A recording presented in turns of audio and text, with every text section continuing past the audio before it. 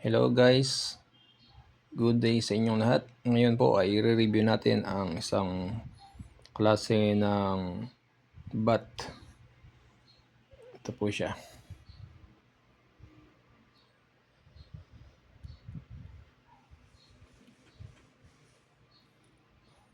Simulan natin sa kanyang ringworks. Itong ringworks niya guys kung makikita nyo, yan, zoom natin.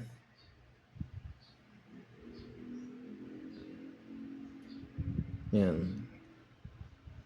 Siya po ay Abalone inlay. Silver rings. Yan, ang ganda. Kitang-kita siya. Handmade po siya. Yan. Tapos yung leather niya po ay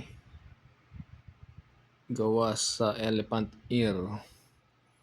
Leather ear. Yan. Tri-cut po siya. Ayan, meron din siyang ringwork sa gitna ng handle. Yan, hanggang dito. Yan. Kung makikita nyo, yung forearm nitong bat nito ay may cross carbon fiber. Para matanong nyo guys, kung para saan tong cross carbon fiber sa kanyang forearm, ay ito po ay para pampa-stability ng kanyang straightness at solid peel hit pag tumitira. Ayan, nakikita nyo? Yan yung mga bird's eye niya. Dami. Kitang-kita.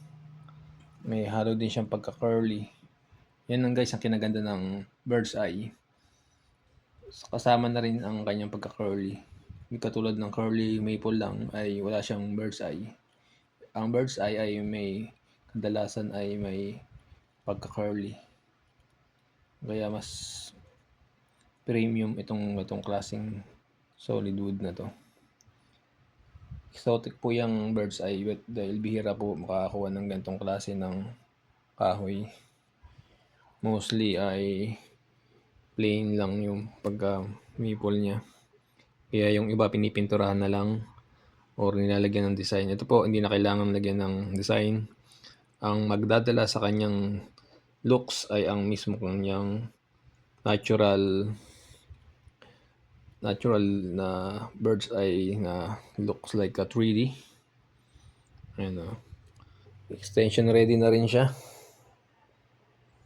Rolls test natin kung diretso. Kung diretso. Yan guys. Ito ay isang napakagandang bat. Ayan.